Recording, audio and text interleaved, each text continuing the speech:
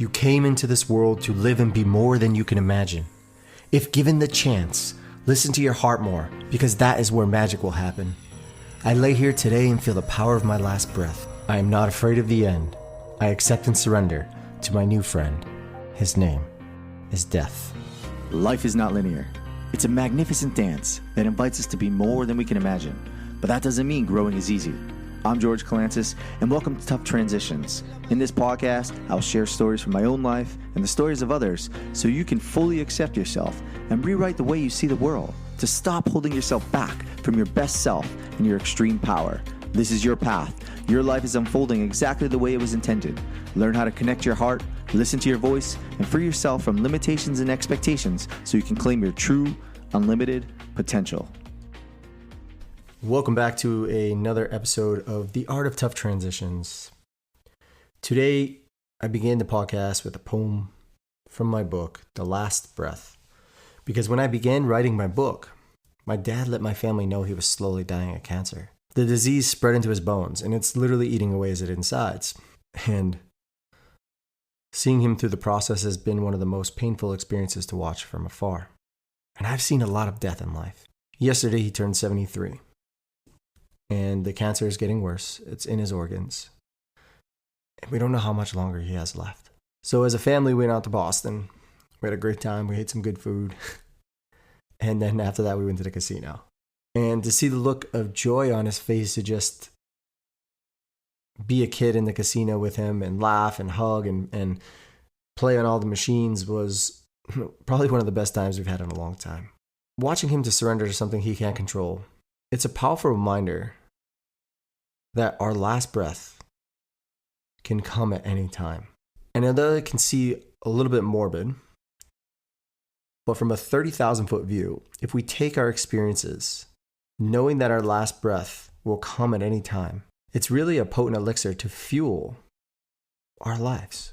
And I get it, sometimes it's hard to think about death in that way, whether it's those closest to us or unexpected things happen. But I like to think of it this: everything has a life cycle, no matter where we're at in our journey. Because Walt Whitman, he said, all truths wait in things. They neither hasten their own delivery nor resist it. And for me, my truth lies within words. Where does your truth lie? Because holding on in the world, while it makes you feel safe, the longer you hold on, the more you actually experience death in many different forms. Because you are not your body, and everything you own and touch is only here for a short time. We're all only granted this one promise: our last breath will eventually come. Alan Watts, someone that I've studied a lot of over the last few years, he said, most of us talk to ourselves all day long, never to face reality. That is to say, most of what we experience in life is a reflection of what we see and believe to be true about ourselves. Therefore, if we never take time to accept everything has a last breath, I think we're always going to be stuck in a reality that doesn't allow us to escape or tap into our true potential.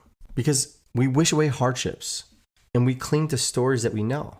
But that's really not living, it's existing. And I don't know about you, but I want to be living these days. That's what really my father's sickness is reminding me about. To live fully. I mean, yesterday was probably one of the best times we've had in a family in a long time. And I've experienced so many different types of deaths. The loss of friends in combat, divorce, depression. But nothing has been worse than watching my dad die from cancer. He is really teaching me that we are all borrowed on time. Because it's not the hand on the clock that gives life. It's our hearts.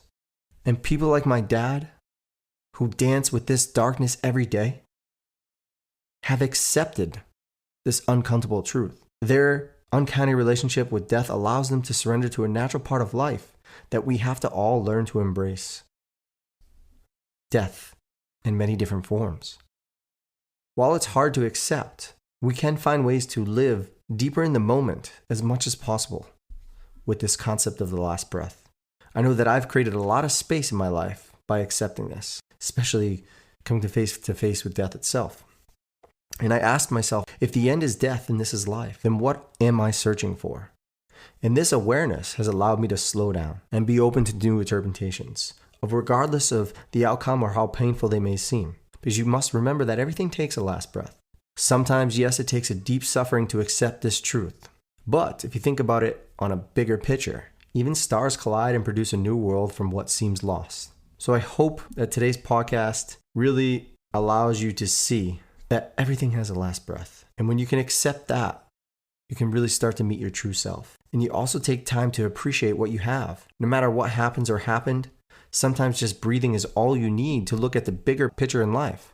Because our last breath, it doesn't just mean we stop trying to live or give up in the face of adversity.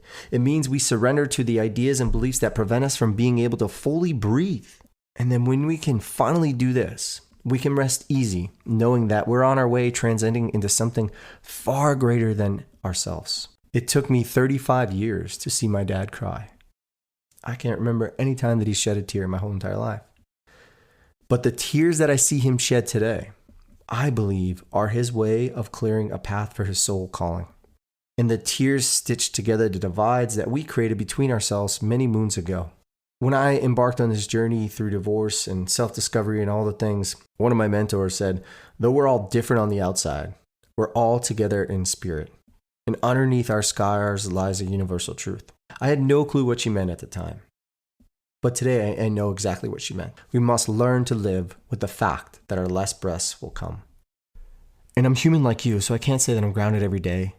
Because watching my dad slowly die is one of the hardest things that I've ever had to do, especially with the family. But I can promise you this, I do my best to stay grounded, remember the times that we had, and the good things that he gave me and our family. And I'm going to leave you with this. Wake up, feet on the ground. The floor is a reminder you have been granted another day. Breathe to connect with your heart. Notice the stillness in your breath. You are here, not there, and you are very much alive. Did you just like what you heard? Then make sure to check out my book, Nowhere to Go, Navigating Tough Transitions. It's available everywhere books are sold. You can also now get it from me for $1 digitally at theartoftoughTransitions.com, where you have an option to upgrade to a 5-day masterclass to really help you break free of the limitations and expectations of the world so you can tap into your true potential. Because what are you waiting for? Life is this magnificent dance that invites you to be more than you could ever imagine, but only if you give yourself permission to be open to the many tunes in front of you right now. Thanks for listening. Share it, review it, and I'll see you around soon.